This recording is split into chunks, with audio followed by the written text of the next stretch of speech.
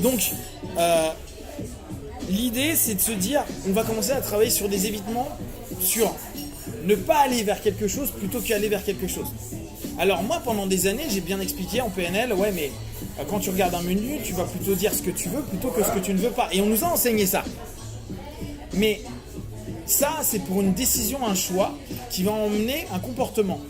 Là, on va passer sur un module différent, plus profond. Tout ce qui nous intéresse, c'est les motivations. Donc ton comportement, je m'en branle, savoir ce que tu vas manger. Par contre, savoir ce qui ne va pas t'empoisonner, ça va être intéressant. Je sais pas, moi j'ai des problèmes avec, tu sais, ceux qui ont les problématiques avec la cacahuète ou des trucs comme ça. Bah lui, il va d'abord se dire, non, je vais pas prendre le truc avec la cacahuète là. Et pas forcément ce qu'il veut, parce que ça se trouve, il adore la cacahuète. Il va être vachement plus motivé à pas manger. C'est vrai, hein. Ou si aujourd'hui avec tout le gluten et tout, les gens ils vont être vachement motivés à pas manger parce qu'après ça leur crame l'estomac, ils ont mal, ils galèrent pour aller aux toilettes, etc., etc. Là tu motives beaucoup plus quelqu'un à plus manger de gluten quand tu lui dis ça. Et donc admettons quelqu'un qui est en perte de poids, qui veut perdre du poids. Ah c'est marrant, hein. Il y a des mecs qui pètent un câble pour manger un carré de machin ou un truc, ou leur truc de pain. Par contre quand ils commencent à voir que ça leur fait mal, qu'il y a une souffrance et qu'ils arrêtent de manger ça et qu'ils se sentent mieux, bah c'est parce qu'ils veulent éviter ça, c'est pas parce qu'ils veulent aller bien, c'est qu'ils veulent éviter de souffrir. Si on prend les énéagrammes, donc on prend là, quête de perfection, quête de reconnaissance, quête de réussite, quête d'authenticité, quête de connaissance, quête de sécurité, quête de divertissement, quête de force et quête de médiation. Là c'est des orientations, c'est intéressant le mot quête, tu dis je vais vers quelque chose, mais c'est quelque chose entre guillemets pour nous qui nous élève. Ce qui est joli dans l'énéagramme, c'est que tu sais, alors je me souviens plus vraiment le nom, mais c'est le truc très chrétien qu'on évite. Tu sais, il y a la passion, je crois. La passion, c'est intéressant. Si on utilise les leviers de l'énéagramme comme un élément de nous dire, bah voilà, bon moi je vais prendre celui que je connais bien avec la quête de force, bah de te dire à la place de dire oui il va dans la quête de force, il est dans l'évitement de la faiblesse. Mais quel type d'évitement il est en train de faire? Est-ce que c'est un évitement par rapport au physique? Est-ce que c'est mental? Est-ce que c'est émotionnel? Est-ce que qu'est-ce qui lui fait là-dessus le plus peur, ou le rend le plus triste, ou le rend... Qu'est-ce qu'il veut absolument éviter?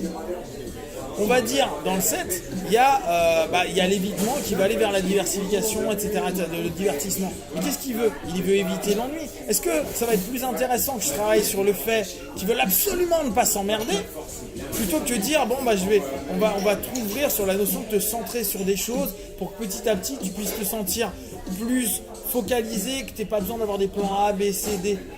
Ah non, vaut mieux lui dire, non, mais en faisant ça, tu vas éviter l'ennui réellement parce que tu vas enfin pouvoir te focaliser sur quelque chose qui va enfin te faire vibrer, qui va enfin te permettre de t'éveiller. Par contre, dire ouais mais tu pourrais, avec ça tu vas te sentir bien parce que tu vas être moins dans cette notion, tu vois, dans tous les sens, ça fait pas assez souffrir. Donc retourner vers quelque chose, la souffrance on la veut pas. C'est normal. Regardez comme on est balèze pour le déni, comme on est balèze pour éviter mais 1 milliard de trucs. La douleur, on se trouve des stratégies de taré. Les gens qui prennent un cachet, c'est pas pour aller mieux, c'est pour ne plus avoir mal. C'est rare que quelqu'un dise bon, je vais prendre un cachet parce que ça va me faire du bien. Non, c'est parce que je veux plus avoir mal à la tête, je veux plus avoir mal au ventre, je veux plus avoir un... Donc, si on utilise comme levier toutes les notions qui sont dans la pain et non dans le gain, on va avoir beaucoup plus de feedback qui vont être positifs. Paradoxalement, ça va faire des sessions un peu merdiques, hein, parce que tu mets des gens dans un état qui est négatif. Or, s'ils sont déjà négatifs, on va dire ah bah c'est pourri, on va rapprocher de la mort. Plus on rapproche de la mort, de la fin de vie, et attention, avec un rapport de souffrance. Parce que si la mort est une libération, bah ouais, là on va dire maintenant tu pousses une personne à aller vers quelque chose d'ultra non accepté par notre société, c'est-à-dire le suicide. Mais si on ramène la personne vers une notion de bah ouais, mais la notion de survie, élément essentiel de l'être humain, on est survivaliste, qu'on le veuille ou non. C'est rare qu'on se suicide en fait. Sinon on aurait plus de suicides. On a une envie de vivre, même quand on est connecté à cette notion de mort. Et on le voit bien, moi c'est pour ça que j'aime bien tout ce qui est thérapie sismique, provocatrice, etc. Parce que tu sais qu'il y a un moment, il y a un instinct qui dit what the fuck, et tu le vois d'une manière ou d'une autre. Bon, après, par un évitement. On peut reprendre, on prend notre triptyque de base, hein, mental, émotionnel ou physique. Tu vas avoir un mouvement de vie. Un mouvement, vie il est moche, de survie.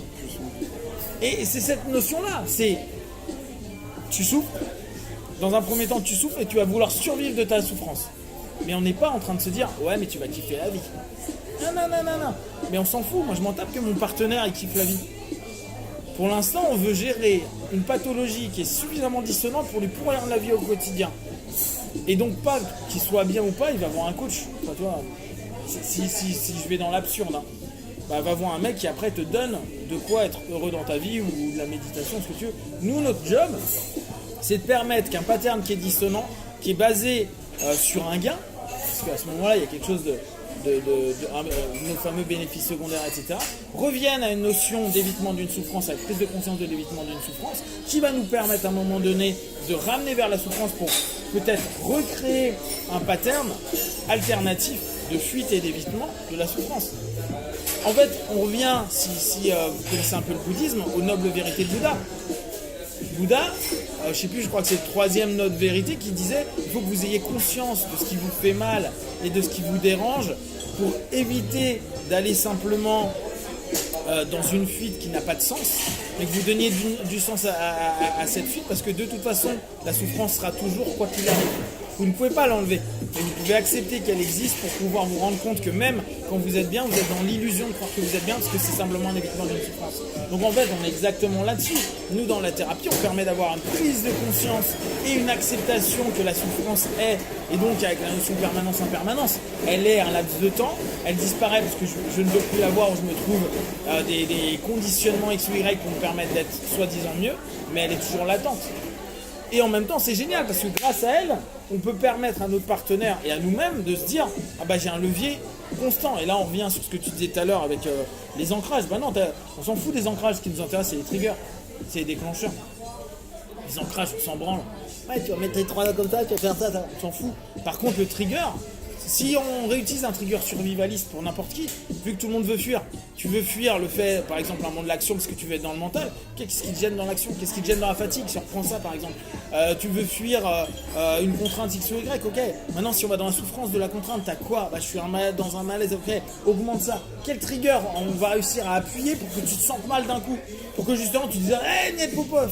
Et à partir de là, bah, créer des alternatives créées par le partenaire qui emmène non pas vers un gain, mais vers un non-pain.